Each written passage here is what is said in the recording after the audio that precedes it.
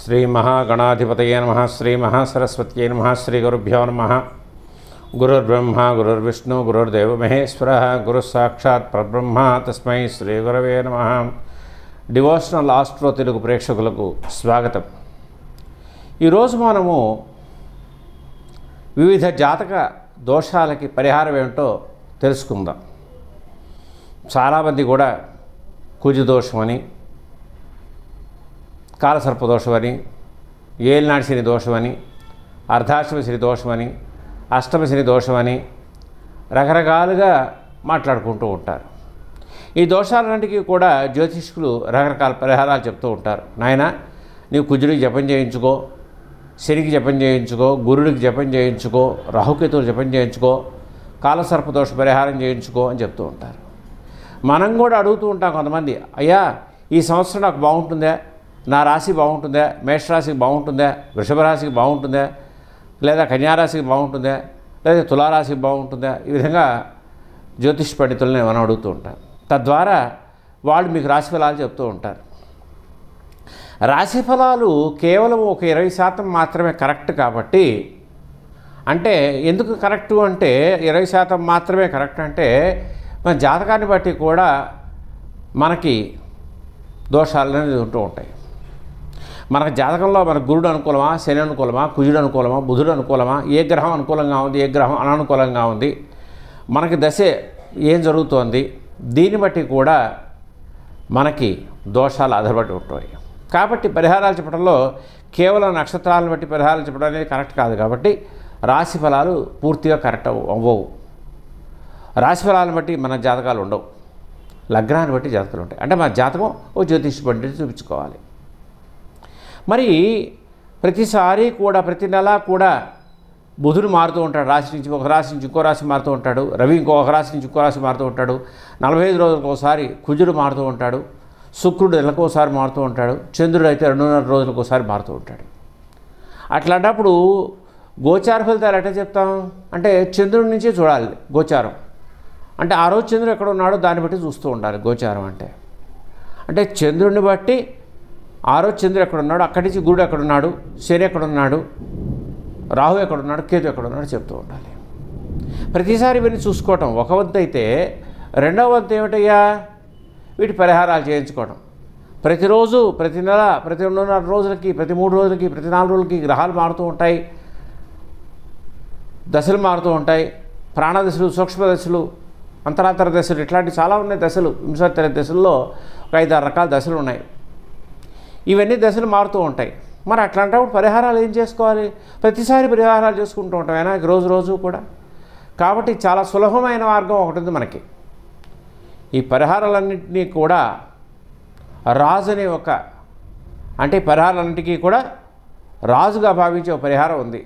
అదేమిటయ్యా అంటే మన పురాణాల్లో చెబుతూ ఉంటారు. ముఖ్యంగా ఏమిటి, నీవు సంపాదించిన డబ్బు నీ కోసం వెచ్చించుకుంటే, అంటే నీ సంపాదన కేవలం నీ కోసం, నీ కుటుంబం కోసం మాత్రమే ఉపయోగపడితే, అంటే నువ్వు సంపాదించిన సంపాదన ఏదైతే 1,00,000 రూపాయలు సంపాదించావు నెలకి, ఆ 1,00,000 రూపాయలు నీ కోసం, నీ కారు ఈఎంఐలు, నీ హౌస్ ఈఎంఐలు, నీ ఇంట్లోకి అవన్నీ ఖర్చు పెట్టుకుని ఈ 1 రూపాయి కూడా బయట సహాయం చేయకపోతే, ఎవరికి కూడా దానం చేయకపోతే నీకు దోషం చుట్టుకుంటుంది. తప్పనిసరిగా నువ్వు మహారౌరవం అనే ఒక నరకంలోకి పెడతావు అని చెప్పి శాస్త్రం చెబుతోంది.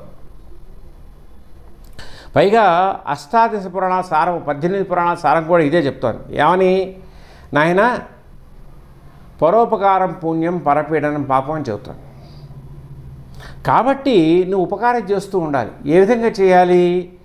మనం సంపాదించే డబ్బులో సపోజ్ నెలకి మాకు 1,00,000 రూపాయలు వచ్చింది. ఈ 1,00,000 రూపాయలు ఒక 5% పక్క పెట్టేసేయండి, 5,000 పక్క పెట్టేసేయండి. సంవత్సరం వచ్చేటికి ఎంత అవుతాయి? 60,000 అవుతాయి. ఈ 60,000 భాగంగా కొంతమందికి మీ దగ్గర ఉన్న మధ్యతరగతి కుటుంబాలు చాలామంది నడుపుతూ ఉంటాయి. మీ చుట్టాల్లో ఉంటారు, మీ బంధువుల్లో ఉంటారు, మీ స్నేహితుల్లో ఉంటారు, లేదా ఇంకెక్కడ పక్కన ఉంటారు. వాళ్ళకి 60,000లో కొంత భాగము వాళ్ళ పిల్లల చదువుల కోసమో, వాళ్ళ పిల్లల ఫీజుల కోసమో, వాళ్ళ పిల్లల పుస్తకాల కోసమో, వాళ్ళ అవసరాల కోసం ఏదైనా సహాయం చేయండి ఆ మధ్యతరగతి కుటుంబానికి. ఎందుకంటే వాళ్ళకి చాలీ జీతాలు ఉంటూ ఉంటాయి, వాళ్ళకి సరిపోదు వాళ్ళకి వచ్చే జీతం, పిల్లల్ని చదివించుకోవడానికి కుదరదు.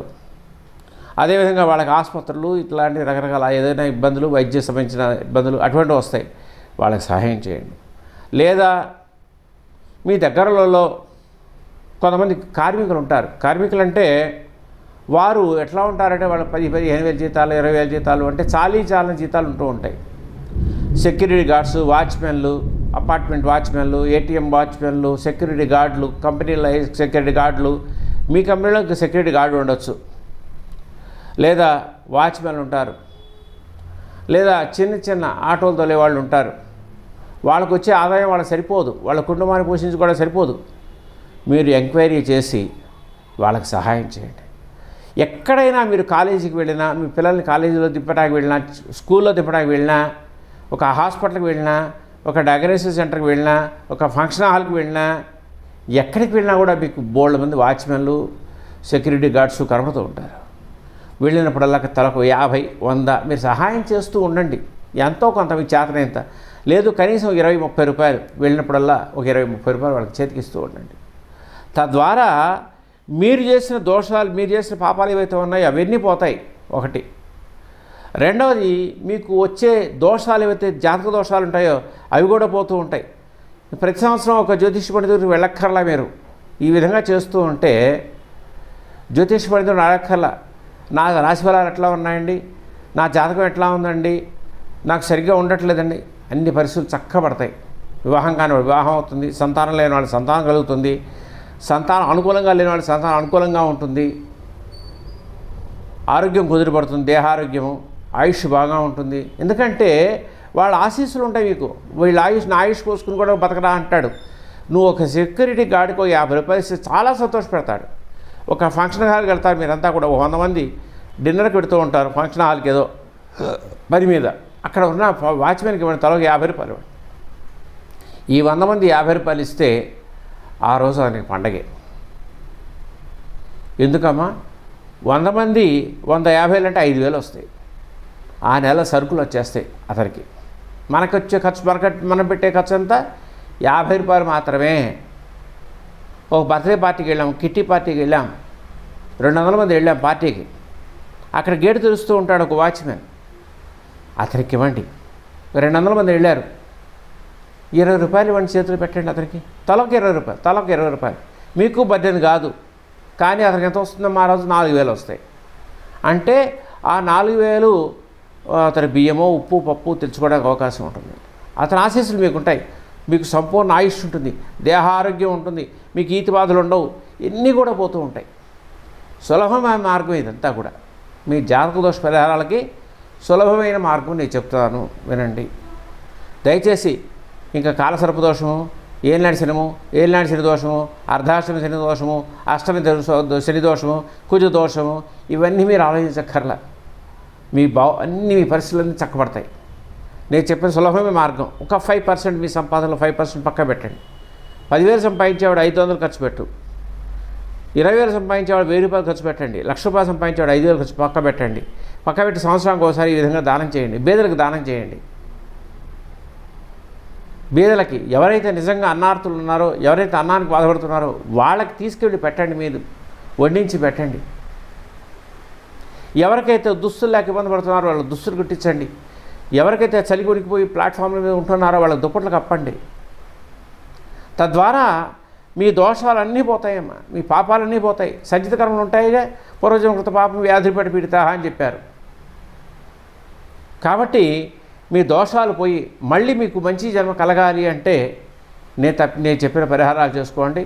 ఇంకేదైనా మీకు సందేహాలు ఉంటే కామెంట్స్ ద్వారా తెలియజేస్తే మీ సందేహాలు ఆ కామెంట్స్ రూపంలో తెలియజేసినప్పుడు నేను వాటికి సమాధానం చెప్తాను. నా ఛానల్ సబ్స్క్రైబ్ చేసుకోండి, లైక్ చేయండి. లైక్ చేస్తే ఈ వీడియోలు, నేను చెప్పే వీడియోలు కొన్ని ఇంకా చాలామందికి అందుతూ ఉంటాయి. తద్వారా వాళ్ళు కూడా ఏం చేయాలి, మన జీవితాన్ని ఏ విధంగా సాధకం చేసుకోవాలి, మన జాతక దోషాలు ఏ విధంగా పోగొట్టుకోవాలి అని తెలుసుకుంటారు. అందుకని నా ఛానల్ సబ్స్క్రైబ్ చేసుకోండి, లైక్ చేయండి, షేర్ చేయండి. శుభం.